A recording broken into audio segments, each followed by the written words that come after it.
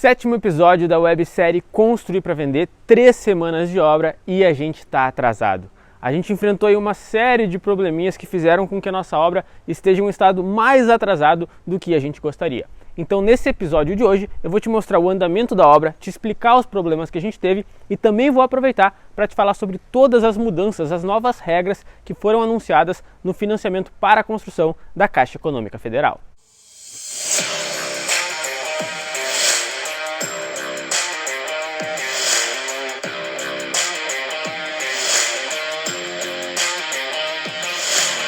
E antes de eu entrar no conteúdo de hoje, do episódio da websérie, eu queria pedir que se tu ainda não é inscrito no canal, te inscreve, ativa as notificações. Toda semana eu venho até aqui a obra, te mostro o andamento dessa obra, então eu tenho certeza que tu te inscrevendo no canal, tu vai aproveitar muito. E eu também já peço que tu já deixe o like nesse vídeo, porque isso faz com que o YouTube entenda que é um vídeo bom e ele recomenda para mais pessoas, então assim tu vai conseguir estar me ajudando bastante.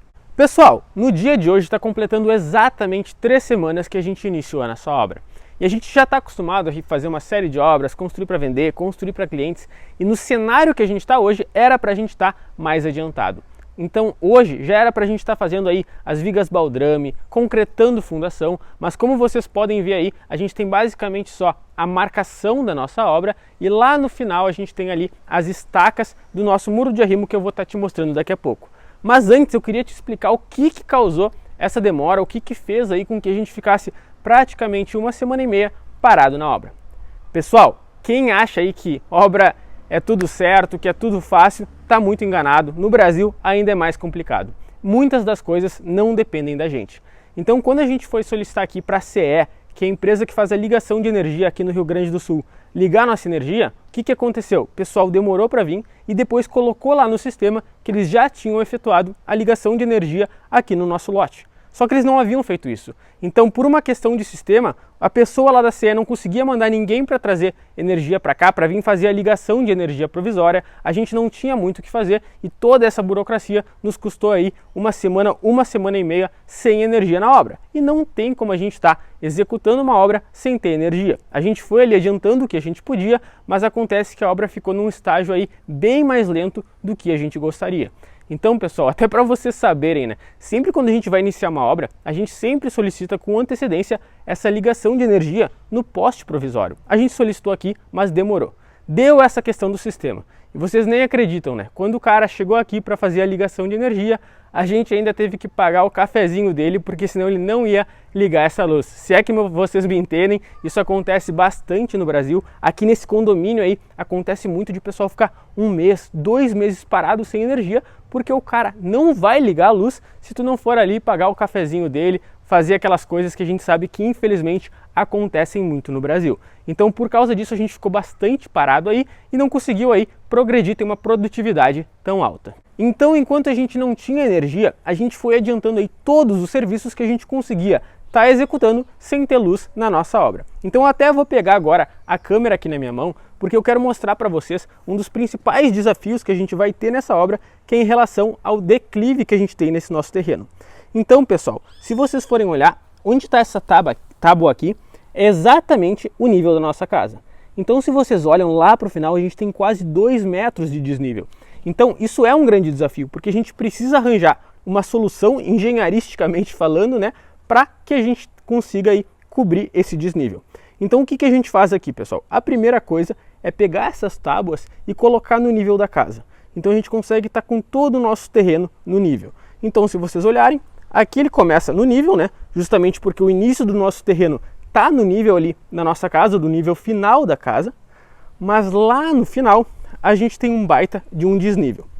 E pessoal, quando a gente constrói uma casa para vender, uma das principais coisas que eu acredito que vende a casa é ter um pátio legal, um terreno amplo, ou seja, além da casa, a gente ainda vai ter ali um pátio, um terreno retinho que a pessoa possa aproveitar, possa colocar uma piscina, que os filhos consigam estar brincando nesse pátio. Então o que a gente fez aqui como solução? Lá no final do nosso terreno, cerca de 3 metros ali do nosso gradil final, a gente vai executar um muro de arrimo. Muro de arrimo, pessoal, é aquele muro que a gente usa para conter terra. Então vocês podem ver que a gente já concretou aqui a fundação, as estacas desse muro, eles vão ficar aqui exatamente nessa posição. Esse muro aqui vai subir 1,5 m e subindo 1,5 m, a gente consegue fazer com que o terreno fique todo nivelado até chegar lá ao nível da nossa casa na área gourmet que a gente vai ter aqui no final. Então, basicamente, a gente executa esse muro antes de estar executando a nossa casa como uma forma estratégica. Por quê? A gente executa esse muro, a gente coloca esse muro aí com pedra grès, né, que é as pedras utilizadas para fazer esse tipo de muro. Com o muro aqui bem executado, aí sim a gente parte para estar executando a nossa casa. É claro que a gente já teria adiantado muitas das coisas aqui, mas como a gente não tinha luz, não tinha energia, a gente teve que ir bem na manha com a nossa obra. Pessoal, até para dar uma noção melhor para vocês de tamanho, de desnível, olha só onde vai ficar o nível da nossa casa. O nível da nossa casa aqui tem cerca de 2 metros, então pegando o meu tamanho aqui, que tem 1,75 m, em relação ao nível da casa, é bastante desnível. Então a gente tem que sim utilizar essa estratégia de primeiro estar executando o nosso muro de arrimo, para depois a gente partir para a execução da nossa casa. Então, até como cronograma de obra, o que a gente faz agora? A gente já está com essas estacas perfuradas, concretadas. Então agora a gente vem, executa esse muro, a gente aterra toda essa parte aqui para que fique tudo no mesmo nível e com isso a gente possa estar executando as nossas vigas baldrame, executando a fundação da nossa casa. Outro ponto, pessoal, que eu acho bastante legal de estar mostrando aqui para vocês, o que a gente sempre faz é logo no início de todas as obras já comprar bastante aço para nossa obra. A gente precisa de aço para muro de arrimo, a gente precisa de aço para fundação, a gente precisa de aço para viga baldrame, então a gente já parte aí com uma estratégia comprar pelo menos todo o aço do nosso primeiro pavimento logo no início da obra. Então a gente faz aqui toda essa estrutura para deixar o aço sem estar em contato diretamente com o solo, porque os nossos ferreiros conseguem estar trabalhando e aqui executando as nossas fundações, vigas e tudo mais. Então, em relação à obra, pessoal, não teve muita produtividade, a gente não andou muito com a obra. Eu falo para vocês, qualquer outra obra que a gente tivesse energia, em 3 semanas a gente estaria sim muito mais adiantado. Mas agora que a gente conseguiu nessa semana resolver esse problema, eu tenho certeza que a obra vai andar aí de uma forma bem rápida e nos próximos episódios aí vocês vão estar conseguindo ver melhor a evolução dessa nossa casa. Pessoal, eu queria aproveitar também esse nosso vídeo de hoje para falar um pouquinho para vocês sobre as novas regras que a gente teve nos financiamentos da Caixa. Então aí na última semana a Caixa anunciou algumas mudanças que prejudicaram muito aí, principalmente quem é investidor e trabalha com construções financiadas. Então a Caixa teve 2 novas regras. Ela limitou um teto de financiamentos para o SBPE.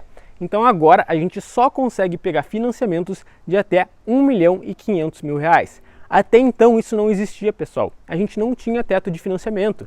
Então a gente podia pegar financiamento de 2 milhões, 2,5 milhões, 3 milhões, desde que a pessoa tivesse uma renda para comportar esse financiamento. Agora não é mais assim. Mesmo se o cara tiver renda, o máximo que a Caixa vai liberar é R$1,5 milhão. Gente, isso é muito ruim, principalmente para quem trabalha aí com o mercado de alto padrão, porque a gente sabe que a gente consegue encontrar investidores, clientes que conseguiriam um crédito acima de R$1,5 milhão e eles vão ter que segurar, só conseguem pegar o máximo de R$1,5 milhão. A segunda mudança que a gente teve, pessoal, é que agora a Caixa fez uma restrição que as pessoas só podem ter um financiamento ativo por CPF. O que isso quer dizer? Isso quer dizer que se eu, Rafael, já tenho um financiamento ativo com a Caixa, eu não posso estar fazendo outro financiamento. Gente, na minha opinião, essa foi a pior mudança que a Caixa podia fazer. E eu falo para vocês, se essa mudança tivesse acontecido antes de eu iniciar essa obra, antes de eu assinar o contrato de financiamento dessa obra, eu mesmo ia enfrentar um grande problema. Porque nessa obra aqui, eu estou compondo renda com outros 2 investidores. A gente pegou um financiamento de R$1.300.000. Só que um desses outros investidores, ele está fazendo uma outra casa financiada comigo. Ou seja, ele tem 2 financiamentos ativos no CPF dele. Então, gente, se essa mudança tivesse acontecido antes, eu não ia estar conseguindo compor renda com ele. Pessoal, não precisa se desesperar, tá? Eu acredito fortemente que virando o ano, essas mudanças vão estar mudando, justamente porque é algo muito negativo para a Caixa. Vocês têm que entender, gente, que hoje a Caixa é o principal banco de financiamentos imobiliários do Brasil.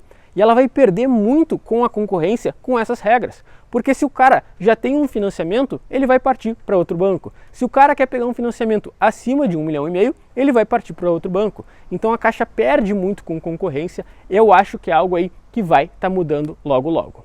Gente, em relação a essas regras, eu só queria estar esclarecendo algumas dúvidas que o pessoal já veio me perguntar, que todo mundo confundiu. Quando a gente está falando aqui do teto máximo de financiamento de 1,5 milhão, isso significa que o máximo de crédito que a Caixa vai liberar é 1.500.000 reais. Não quer dizer que tu tem que estar construindo um imóvel de 1.500.000 reais. Não é isso, tá? Teu imóvel pode valer 2 milhões, 3 milhões, 4 milhões. Só que tu só vai conseguir de pegar de financiamento com a Caixa um crédito de no máximo 1.500.000 reais. E em relação à questão de um único financiamento ativo por CPF, é para financiamentos da Caixa Econômica Federal. Então, se daqui a pouco tu tem um outro financiamento em outra instituição, em outro banco, tu consegue sim estar pegando um financiamento com a Caixa para estar construindo a tua casa, para estar comprando um imóvel, mas um único financiamento ativo pela Caixa. Gente, para trazer para vocês uma explicação de o porquê que eu acho que isso acontece. Quando a gente está falando de financiamentos do SBPE, do Sistema Brasileiro de Poupança e Empréstimo, o dinheiro desse financiamento vem dos recursos da poupança. E o Banco Central divulgou alguns meses atrás que a gente tem quase 1 trilhão de reais na poupança. Então aquele argumento de que falta dinheiro na poupança não cola. Mas pessoal, o dinheiro da poupança que vai para financiamentos imobiliários, existe aí uma verba destinada para isso, existe um percentual para isso. E como aumentou muito aí a utilização de financiamentos pelas pessoas, seja para construir, para comprar um imóvel pronto, eu acredito que chegou agora no final do ano e essa verba da poupança que vai para financiamentos estava um pouco limitada. Então é por isso que eu acredito fortemente que vai virar o ano e essas regras vão acabar e a gente vai sim estar conseguindo pegar financiamentos acima de 1,5 milhão, vai estar conseguindo pegar financiamentos aí, mais de um financiamento por CPF. Gente, então foi esse aí o nosso 7º episódio da websérie Construir para Vender. Como vocês viram, a obra não andou muito porque a gente teve esse probleminha com a questão da luz, com a questão da CE. Inclusive, se vocês já tiveram problemas parecidos, não deixem de relatar aqui para mim nos comentários, eu vou adorar ler, adorar ver a experiência de vocês. Nos próximos episódios, pessoal, então sim, agora a gente vai começar a obra a todo vapor, vai ter muita coisa legal para estar mostrando para vocês, tanto sobre obra, sobre o que mudar aí no mundo das construções financiadas, como anda aí a nossa venda dessa casa. Então, gente, se vocês gostaram desse episódio, não deixem de curtir o vídeo, isso me ajuda demais mesmo. E se vocês ainda não são inscritos no canal, não deixem de se inscrever e ativar as notificações. Obrigado pela atenção e até a próxima.